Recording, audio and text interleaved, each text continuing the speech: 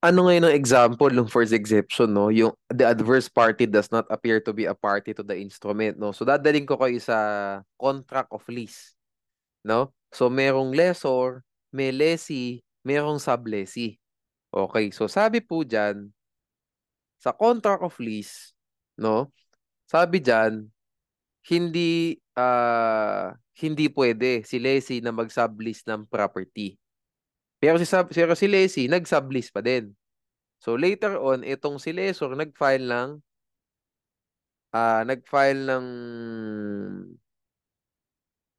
ejectment suit laban kay lessee at saka kay sublessee. Alis kayo dyan, no? Kasi si lessee hindi nag-comply sa stipulations namin. Ang stipulation namin, si lessee hindi pwedeng isublet sa iba yang property. Siya lang dapat ang titira dyan. O siya lang dapat ang gagamit ng property. Pero nilabag niya yun. So, violation yan, ejectment suit.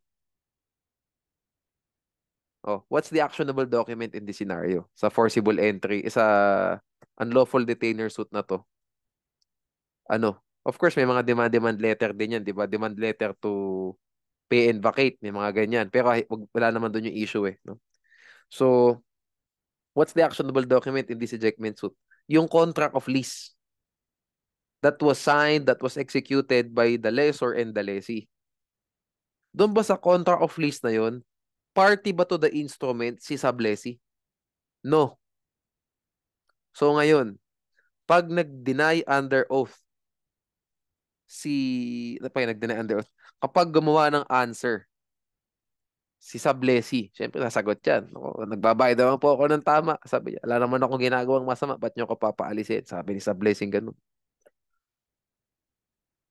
Si sublessee, yung answer niya hindi under oath. Nag-specifically deny siya ng allegation sa complaint ng lessor, pero hindi under oath yung ginawa niya. Tanong, did the sublessee admit the genuineness and the due execution of the contract of loan between the lessor and the lessee? The answer is no. Because the sublessee, the adverse party, siya adverse party in this scenario eh, no? Isa siya mga adverse party. Yung isang adverse party, si lessee, malamang siya pumirma nun eh. So party siya to the instrument. So this exception does not apply. Si sublessee, he's the other adverse party. Is the sublessee Does the sublessee appear to be a party to the instrument? What's the instrument? The notarized deed of lease. The notarized contract of lease. Does he appear to be a party? No, he does not. So, hindi niya po kailangan specifically deny under oath yung actionable document na yun. What's that actionable document? The contract of lease. Hindi kailangan. Which is tama. Kasi anomaly ng sublessee kung ano yung kontrata niyong dalawa. Ba't kailangan mag-deny ako under oath niyan? Di ba, susumpa ako na totoo yung mga, alam mo yung, magsusumpa pa ako na to deny your actionable document. I'm not even a party of that contract in the first place. Di ba? Yung contract namin ni Leslie at saka ni Sab Leslie, yun ang party ako. Pero yung contract ni Leslie at saka ni Leslie, I'm not a party to that. So I cannot specifically deny under oath that. I will specifically deny, but not under oath. And if hindi ko siya dininay under oath, you cannot tell me na yung genuineness and due execution yan, admitted ko na. No, I can still contest these things. Okay? Yung po example niyan. Okay? Sige. Now, what does genuineness mean? Genuineness means, no? The document is authentic, not falsified, not forged, and there is no causal fraud. So that means totoong nagpirmahan si contracting parties. No? So yung plaintiff at saka defendant, they actually executed the contract. Walang pinekeng pirma. Okay? Next. What does due execution mean?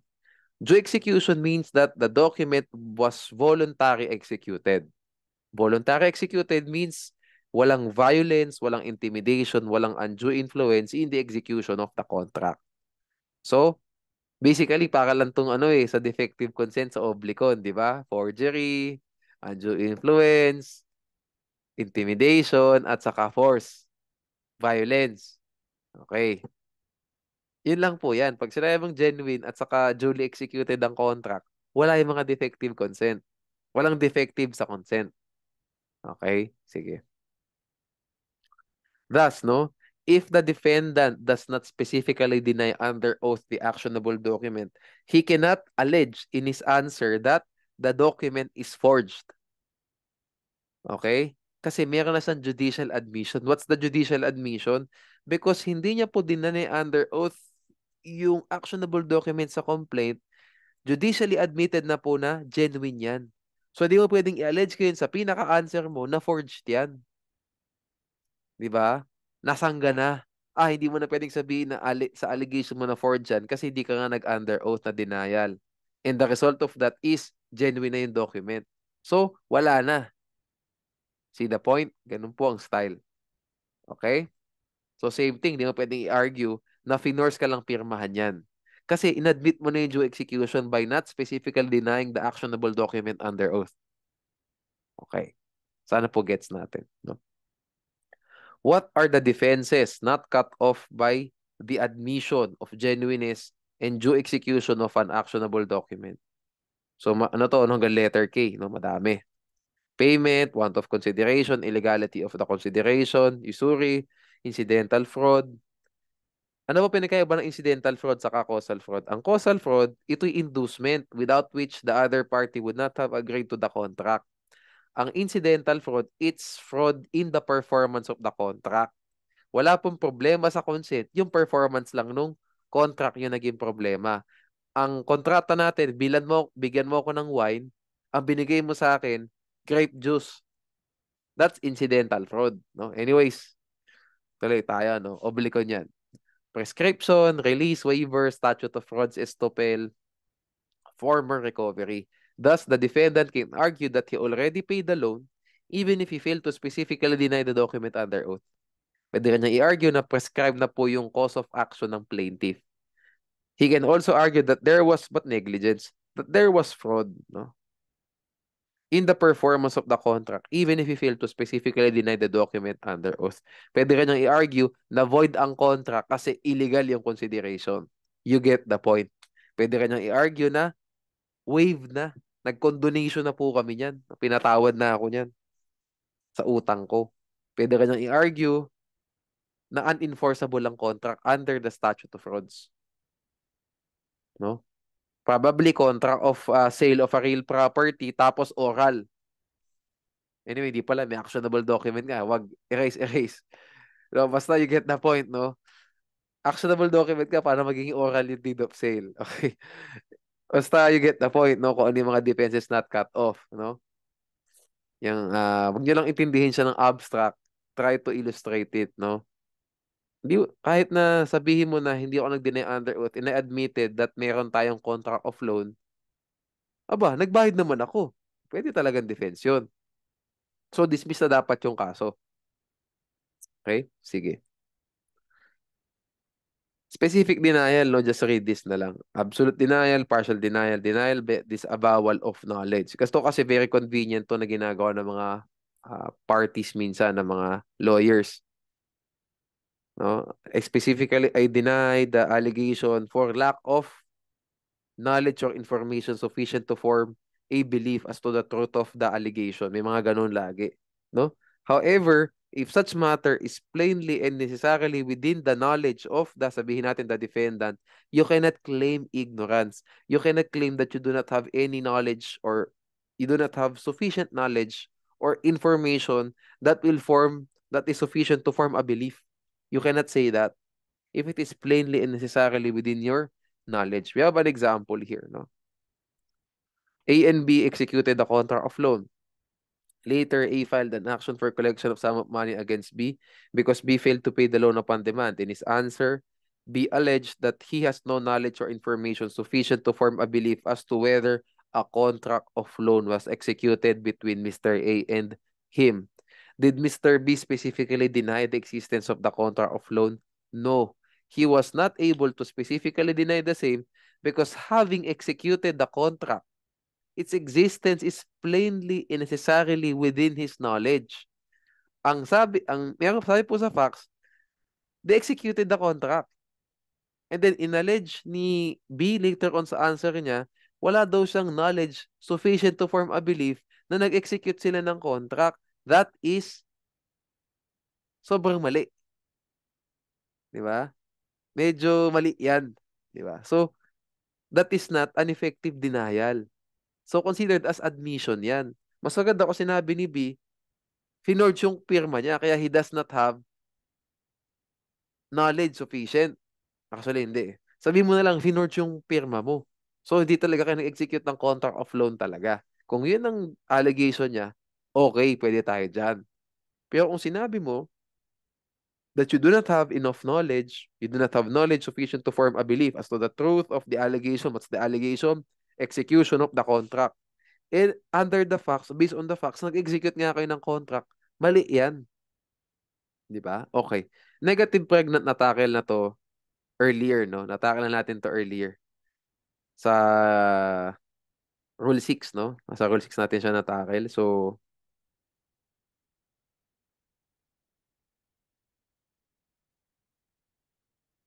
tama ba Rule 6?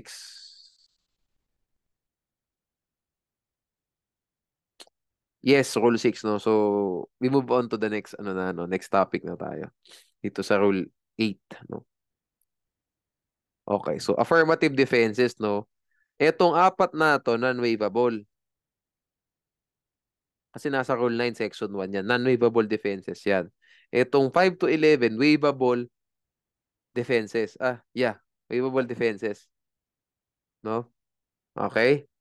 Yung apat lang na to ang non-waivable. No? So, itong iba na to, waivable yan. Okay. And, itong apat na to, pwede ka mag-motion to dismiss kasi nga non-waivable eh. Since hindi siya ma-waive, pwede ka talaga mag-motion to dismiss kahit na trial na. On the other hand, ito, answer lang yan. Hindi ka pwede nag-motion to dismiss for these grounds. Kung nag-motion to dismiss ka, denied yan. Outright kasi bawal yung motion na yun. Okay, so ano-ano yan? Lack of jurisdiction over the person of the defendant, improper venue, lack of legal capacity to sue, failure to state cause of action, condition precedent was not complied with, payment, waiver, abandonment, extinguishment of claim, at saka unenforceability of the contract based on the statute of fraud sa oblicon. As a general rule, failure to raise the affirmative defenses in the answer shall constitute as a waiver thereof. Exception is yung non-waivable defenses. At any stage, they can be raised. At any stage, pwede ka mag-file ng motion to dismiss. Hayaan nyo na yung Tiham versus si Bong Hanoy na case.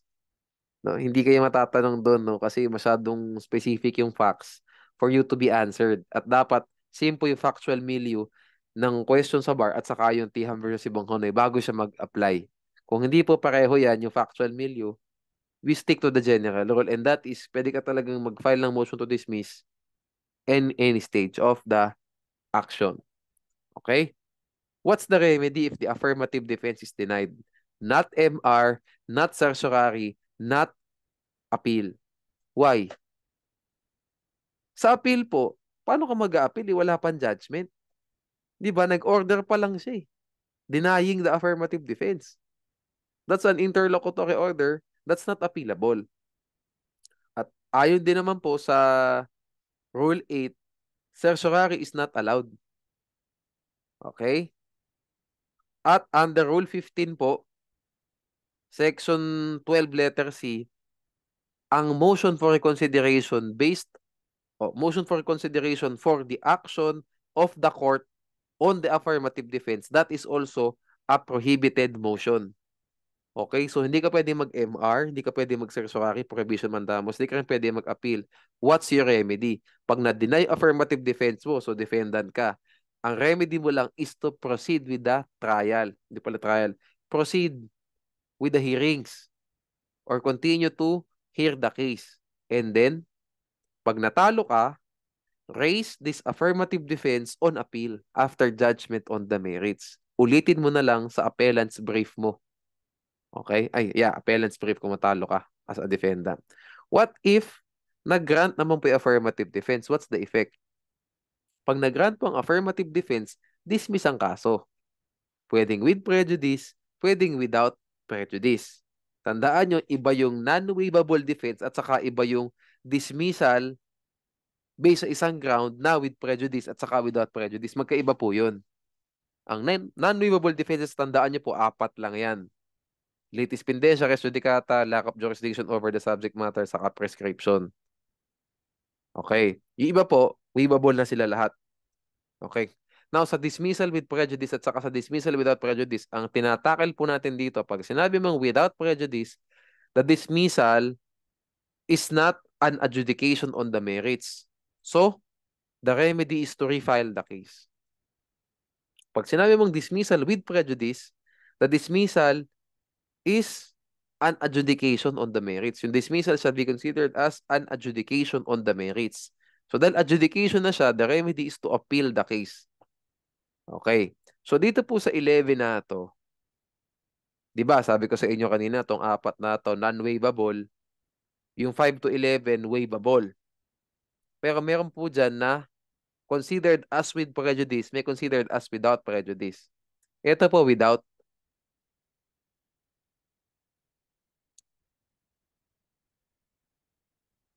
Okay? Abe, ito, malamang to. With prejudice na, res judicata na eh. Di ba? Prescription with prejudice. Litis pendentia without. Kasi pending pa lang. No? Ala pa naman eh, di ba? Without prejudice yan. Unless willful and deliberate forum shopping yan. Pag willful and deliberate forum shopping, sabi nga sa Rule 7, summary dismissal with prejudice plus direct contempt plus administrative sanction. Okay. Lack of jurisdiction over the person of the defendant without prejudice. Improper venue without. Lack of legal capacity to sue without. Okay? Kasi baka pinag-file mo, aso, wag, no? Ang magka-file dapat yung owner ng aso. Okay. Failure to state cause of action without. Condition precedent was not complied with without prejudice. Payment, waiver, abandonment, or extinguishment of claim at saka unenforceability of the contract under the statute of frauds. Ito po pareho na to with prejudice. Kasi adjudication on the merits na yan. Tapos na. Okay, so balikan natin. Ano yung mga with prejudice dito? Number 3, number 4, number 10 at saka 11. 3, 4, 10, 11. Others without prejudice. Okay? Sige. No? So, pag without prejudice, refile. Pag with prejudice, appeal. Oh, can the defendant file a motion for reconsideration? Hindi pa din. Kasi nga, under Section 12C, Rule 15, the court's action on the affirmative defenses, pag nag-MR ka, that's a prohibited motion. A motion for reconsideration of the court's action on the affirmative defenses is a prohibited motion. Thus, the defendant cannot file a motion for reconsideration after the grant of the affirmative defenses or the affirmative defense. Okay? Either you refile na or mag-appeal ka, no? Ngayon kung makakapag-prove ka na may grave abuse of discretion, pwede mo rin gawin 'yun. Pero di ko na sinali dito kasi mas magandang ipag-contrast natin yung refile at saka appeal. Kasi yung certiorari, lagi namang pwede yan kung may grave abuse. Di ba? Pero kung walang grave abuse, sabihin natin, hindi naman whimsical yung exercise ng jurisdiction, hindi arbitrary and so on, refile or appeal. Okay? Next video po natin, Rule 9 na tayo, no? Non-waivable defenses. No? Okay, sige. See you there. Thank you.